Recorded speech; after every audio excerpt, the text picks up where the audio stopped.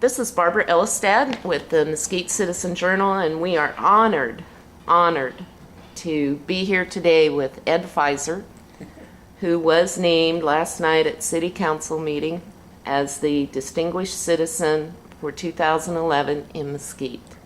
And we are just so excited to have this opportunity to talk with you and honor you for everything you have done for Mesquite over the years that you've lived here.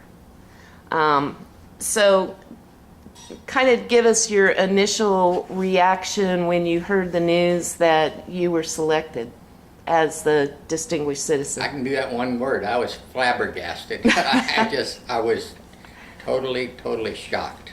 It was just, I'm still kind of, excuse me, kind of dazed about it actually. But it's been fun. I enjoyed it, and you know, all the pomp and circumstances is, yeah, you know, I don't know that I'm deserving of it that much, but it's been fun anyway. Yeah. So what does it mean for you to be now have your picture is going to be hanging in City Hall along with all the other distinguished citizens from the past in Mesquite? That's a prestigious group, and I'm not sure I belong in that group on that wall, Barb, but you know, I'm so fortunate to have the friends that I have. That's really the true meaning and what I feel about this award is it recognizes the friendship that I have to me, which, you know, I don't think a lot of people recognize how important friendships are, and this really brought it home to make me think about that more and be thankful that I do have so many friends in the community. Well, you certainly do have the friendships and the recognition from everything that you have done, and I'm just going to go down a little bit on some of your accomplishments, run down the list. You were very instrumental in bringing the traveling Vietnam Wall to Mesquite for the first time in February 2005. Yeah, and well, you know, first off, let me say that everything that I've done here, Patty's been a driving force behind helping out with all of it. My wife is just amazing, and I've said it before, and I say it again. I'd be dead by now if I hadn't met this lovely wife of mine. I mean, I really was.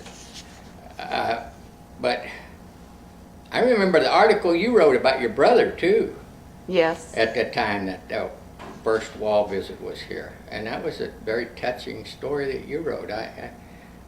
That's memorable in my mind about that one too. Oh, well, thank you. I appreciate that. Yeah. But I appreciate you bringing the Vietnam Wall to Mesquite, because so many people don't get a chance to see the real thing, and having a replica of it is so touching and meaningful to so many people, not just those who may have friends or relatives on the wall, but it does remind us of our past and what the sacrifices have been from other people. Yeah, it's an educational opportunity for younger generation, and a thought for giving, recognizing, memorial process for other people, and you know, that come visit the wall. It's the most visited monument in Washington D.C. Yes. You know? Yeah. Well, you were also the former commander and vice commander of the American Legion, and interestingly, you brought the Budweiser Clydesdales to town in October 2005. So yeah, talk about that a little bit. That was really fun. When I don't know, when I grew up in Missouri, that's St. Louis is where the Clydesdales originated and all that story about Budweiser. But I got the opportunity when I was a little kid, and it's still stuck in my mind, at the Missouri State Fair. I got to ride on the back of one of those horses. Oh, wow. And at that young age, they are huge, as you can well imagine. At my age, they're huge. Yeah, but anyway, that's always been a fond thought in my mind about the Clydesdales, and every time there's an opportunity, and I just thought, that would be neat to have those in Mesquite here. And all it was just a matter of calling the distributor in Las Vegas and asking him. And since it was a military involvement, an affair, yeah, they just stepped forward and said, "We love to do things like that." Yeah. When the military veterans are involved in a community, so that was a nice event. And Greg Lee was very supportive of it, as the Eureka has been for many veteran things. Yeah, they've done a lot of great things for the veterans. You held a breakfast in 2006 that honored the Korean War veterans, and you were a keynote speaker and volunteer for the Exchange Club Field of Flags in 2006. Those are fun events that I've been involved with. I mean, they're work, but like what you're doing now, that it's fun, in the process. I don't think that we'd spend all the time doing things if it wasn't some fun involved in it, even though you get reward for, what you do. You see that it's benefited the city in some way or another, and that's been good. The articles that I was writing on veterans for a couple of years. Yeah, for the Desert Valley Times newspaper. I looked forward to those all the time. I mean, it was a great series. It was really, really fun doing those two. There's some stories here in town of veterans that you just don't imagine that, what some guys did during World War II and Korea and even Vietnam too. But those guys in World War II, I'm especially thankful to, because I've always said, and I say to them whenever I meet them, that if it weren't for those guys, we'd probably be speaking German or Japanese right now in this country.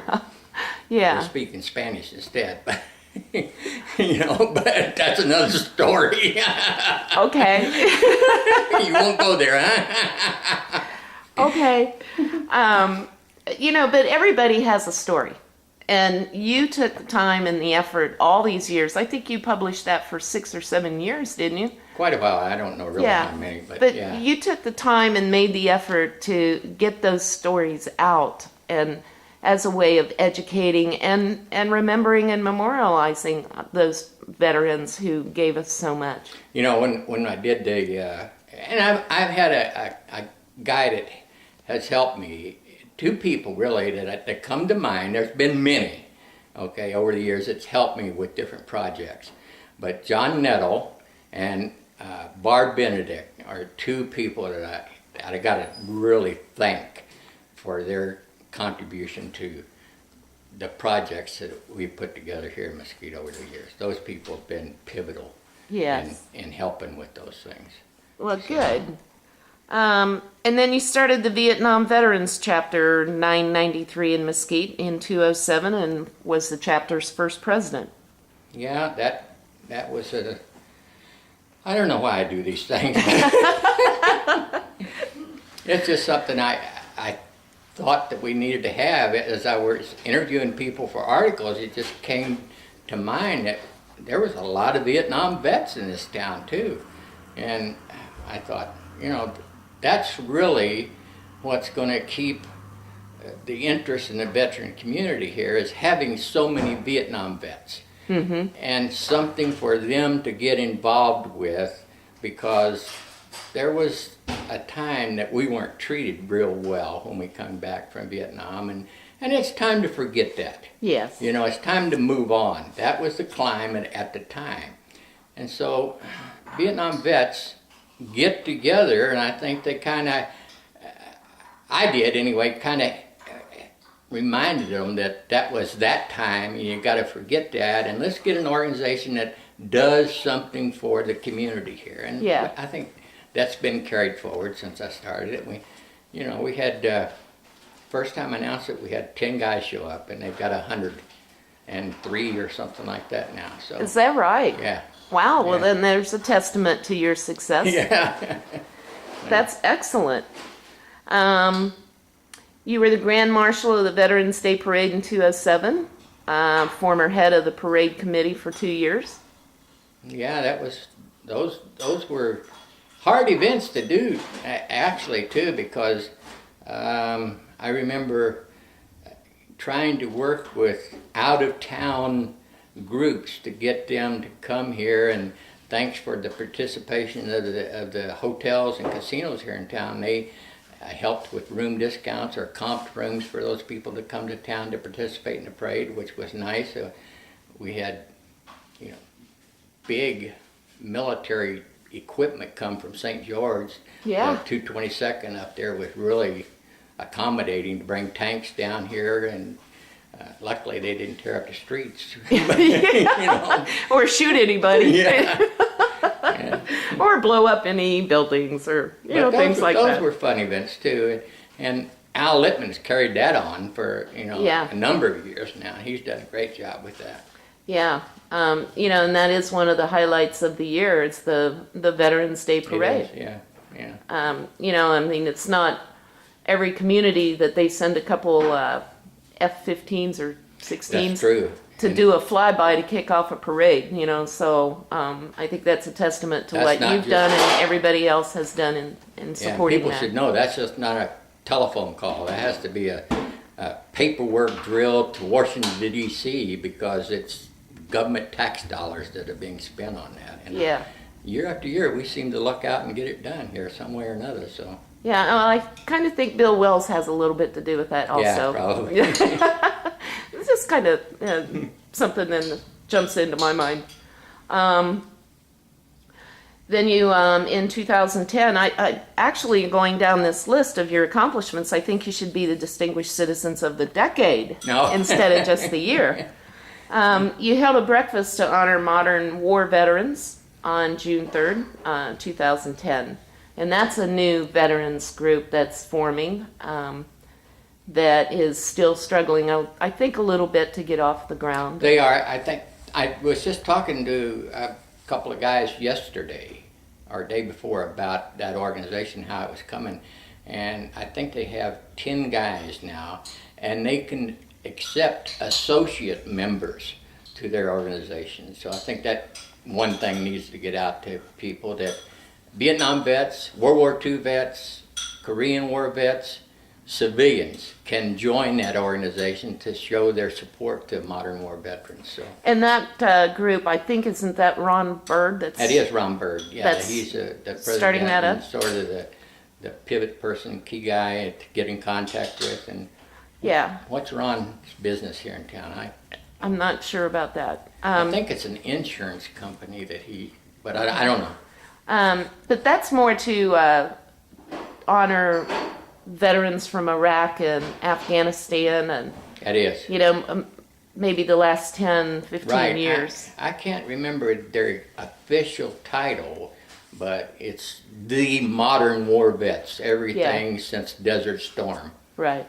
It may include, it's probably 10 or 11 little skirmishes that we had in between those two main events too. And now you've kind of pulled out of a lot of these organizations, or taken a sabbatical, huh? A sabbatical, back seat. Back seat, yeah. Well, I actually did that on purpose, because after the Vet Center opened, which that was a dream for. And we're going to talk about that in a minute in more depth. But go ahead. I spent a lot of time getting that operational and open, and I just got tired, quite frankly, and it was something where I wanted some more people to step in and start doing things at the Veteran Center. And as long as I was there, it was always, Ed, what about this? Ed, what about that? What about? And I saw that it wasn't happening, and I just said, okay, I'm just going to stay away from everything. And somebody step forward, and they did, and that's good. And I'm happy to see it work that way. You bet. And it's just a testament that everybody can be replaced. Yeah. So. Put your hand in that bucket of water. How big does the hole stay when you pull it out? Yeah. Well, if I didn't learn anything else in the military, I learned that. Well, I think probably in the years to come in Mesquite, I think the Veterans Center on Hafen Lane is probably going to be what you are remembered for the most. I mean, you were so instrumental in starting that and getting it going and getting it built. So I'd really like for you to talk a lot about the Veterans Center and what that whole project means to you. Well, it means a lot, obviously, because it was, when I first came to Mesquite, I met with the mayor and the city manager at the time, and I said, you know, what can I do to help get the veterans recognized more in the community and to assist the veterans population? And over time I found out that there's a lot of veterans in this town. There it's just are. amazing. Yeah. I really don't know how many, because that number is so hard to come up with. Right. It's just, I've seen tax rolls, and that number is big on the tax rolls, and I can't remember now exactly what it is, but they've started an identification process in Nevada now where if you're a veteran, you want to list it on your driver's license, you can. Oh, so okay. that's going to be helpful in the future. Yeah. But the count in Mesquite is really large in number of veterans. So getting that thought process started in my mind for we need to have the veterans organizations recognized more in the community, and it just built from that. And I started with a project over at the school that I thought I was going to have a small room for veterans a few years ago, and that was like 8 years ago or something like that. And I got the key to the place, and then all of a sudden it got taken back from me. So at that time I thought, I really got to start thinking about how to get this done. And with the help of two guys, Jim Brown and Al Lippman, that they were very, very instrumental in help. You know, nobody does something by themselves, I don't think. It's people helping you to get things done. And boy, lo and behold, we found this building down in Las Vegas. Yeah, it's amazing how you guys cobbled all this together. I mean, amazing. It's like serendipity. It was meant to be. I mean, the whole thing was. I was sitting with Jim Brown one day, and a guy came in, and this is probably what really started the movement, I think, as I recall. I'm talking about financial now to get the money to do this. We had long worked with City Hall to try and get the land, and when that finally worked out, then we had the finance problem to get some money together. And a guy walked in and said, I have a boat that I want to donate to you guys. And I thought, a boat, okay, what's this, a little aluminum fishing boat that he wants to get rid of out in his backyard? And here it was, this big cabin cruiser. It was not a big, huge yacht, but it was like a 25-foot boat or something like that. Wow. With sleeping facilities on it and all this. And it wasn't in excellent shape, but we went down to Las Vegas and said, hey, yeah, cool. So we sold that on the spot there. We just, some guy was there, we started talking to him, he said, I know somebody might want to buy it, blah, blah, blah, and it happened. And we got cash for that, and that was like a kitty that started the process to getting us going. And then, I can't say enough to thank Sun City. They have been phenomenal. They have been. Those ladies up there are just, and then there's a lady that lives out in Scenic that, she had a son that was on active duty over in the Far East, or Near East, Mid-East. Mid-East. Yeah. And her husband died, and they had recently purchased a nice RV, a motorhome. And the bottom line is, after talking to her son, she donated it to the veterans, and we sold that, and that center up there is clear and free now. Right. I mean, it's totally paid for. There's money in the bank, and I interrupted you a little bit earlier when you were talking about how you got the building. I think that is so fascinating. yeah, there was just some research. Well, there was the thought process at first was we were going to build a building. And we started looking at plans and what the complications were as far as sticks and stones and bricks and all that, and the paperwork to go through the city and the safety, and I mean, it was just amazing, all the paperwork involved to build a structure. Yeah. So we thought about renting a building that was already open construction. And then all of a sudden, a clear blue, somebody, and I'm not sure how this happened, but somebody told us there's a place in Las Vegas that has pre-planned building. What are they? Modular home. Modular homes. Thank you. Yeah.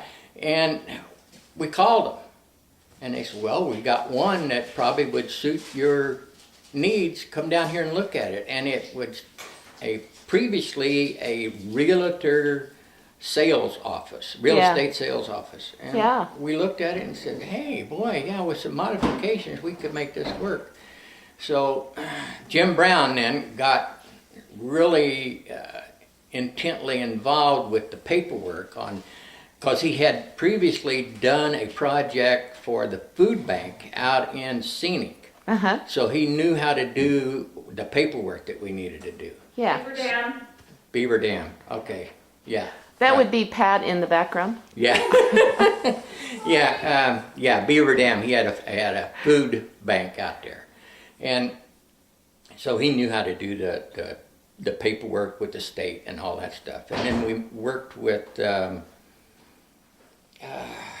what's the local bank here? Nevada State Bank.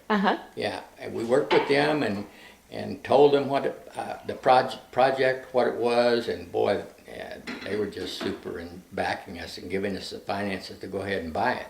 Wow. And we had it pulled up here, and it was a total of $65,000 pulled here and assembled on our lot. Wow. So when we had the lot from the city, and we were supposed to first be in back of that place. Oh, okay. And then I think the city manager, Tim Hacker, said, "Well, there's a strip right out there where the helicopter used to land. You can have that right there. Will that work?" And that was so much better. That was exposure on the front street there. Absolutely. And then, what's the guy in charge of the city? His name doesn't come to me. Red City Streets and stuff. Billy Tanner. Thank you. Billy Tanner. He gave us the sign out front there, where the Veterans Center sign is now. That had been there for use for the medical clinic years ago, and it had broken, and nobody had used it, just been open. And Billy said, "Hey, if you want to repair it, there you go." Yeah. And so Reliance Connects donated part of the money for the sign there, and they helped with the design of it and stuff. Mark, the mayor. Yeah. So it just came together, Barb. I mean, it's just amazing. The money from Sun City and those girls up there, and what they contributed to the building itself, the building fund. And then that lady that stepped forward to recognize her son, and that sales of that, and we've got a free and clear place now to be enjoyed by the veterans now and future veterans to come. So, well, and it's used by other community organizations too. Right. Well, the League of Women Voters meets there. Republican women meet there. Yeah, and there's golf groups that meet there and have functions in the afternoon after they have a golf function or something. Yeah. You know, a tournament or something. So it really has turned into a community It has. meeting place and a place for people to really come together. And Yeah, and what's kind of unique about this Veterans Center here in Mesquite is I think you'd have to look really hard to find another building in any state that has the American Legion, the VFW, Vietnam vets under one roof. usually they have their own buildings, Yeah. kind of separate. And you've been instrumental in bringing all of the veterans groups together. That helped Yeah, to get the city on our side to give us the land to get this started with. yeah, And just getting that was only part of it too, Barb. There was the water district came forward and gave us some concession on that, laying the water pipes and so forth, and the power district, yeah. Overton Power, gave us some compensation there. We went to their meetings and said, you know, can you help the veterans who have helped you in the past? Yeah. Not directly maybe, but indirectly as a nation, and we want to get this done here. Can you? Yeah. And I'm not opposed to making them feel bad about that, you know. To get No, Ed, you'd have never been bad about it. Never hesitated. And good on you, buddy. So anyway, it's been a great project, and I'm glad to see it's open, and I'm just happy for the community, and it gets used every day. It does. You know, you drive past it daily, I Yeah. drive past it daily, and I always see people there. And I know that Jim Brown is now taking over the project of helping veterans with claims and the assistance they need, and the widows of veterans. Mm-hmm. And his backlog he started, you know, he had probably 3 or 4 people. And I remember this when we started the program up at the senior center. Uh-huh. And Jim got involved, and he said, I like to go to school to do this. And so now he can legally, because we paid to send him back to Indiana to get trained, and he can legally represent a veteran in court now if it came to that. Oh my goodness. Yeah, so he's certified Yeah. as a veteran service officer. Uh-huh. And I remember, you know, we had some people come into senior center at the dinner lunch hour there, and veterans were needing some assistance on filling out claims, and it's just grown from there, where Jim has over 300 clients now that he's helped or is in the process of helping. Wow. So That's wonderful. Yeah, that's grown a lot. Yeah. Yeah, and it's a place for that Right. people have become familiar with. Hey, I can go to Veterans Center and see if I can get some assistance with this. Yeah. So it's been interesting. It's been fun. It's been rewarding to get veterans in the community recognized like that. Well, it's been a reward to us as a community to have you be as involved in such a driving force to get those kinds of things done. You know, it's not an easy thing to do, and it does take a lot of perseverance and dedication to do that. And I think this award is well justified to come into your hands and for you to be included on that wall in City Hall. So what have you been doing with all your spare time now lately? And I know a lot of people have been asking me, where's EdFizer at? So, Well, it's been a lot of time in the garage lately. is that your choice or Pat's? No, it's been maybe a combination of both. But I have a '79 Harley Davidson Sportster that I did a frame up restoration on. Oh goodness. So it's been a fun, enjoyable project. Yeah. A few years ago, I did a Corvair, and that was a big project. And I thought, I don't want to get into something like that again. But this motorcycle is small, and it's been easy to, Oh, okay. you know. So Yeah. And I've had some help in the community here. The Sunset Greens, there's a guy here that's a Harley expert, and Steve Hyland and George Potak have come down, and they've been in the garage day after day helping me remember where this bolt and this screw goes. Got a number of them, you know. Yeah. Yeah. We even took pictures, and it still was a process to put it back together. What you did is take video as you're taking it apart, and then Well, you reverse the video when you put it back together. So Yeah, well, I didn't video, but I took pictures, and yeah. Trying to find them on different chips was a problem too. But it worked out, and it's running now. So Well, good. Well, excellent. We do want to thank you as a community, and we're very proud to have you as our distinguished citizen for 2011 in Mesquite. thank you, Barb. So thank you, Ed, very Okay. much. Appreciate you.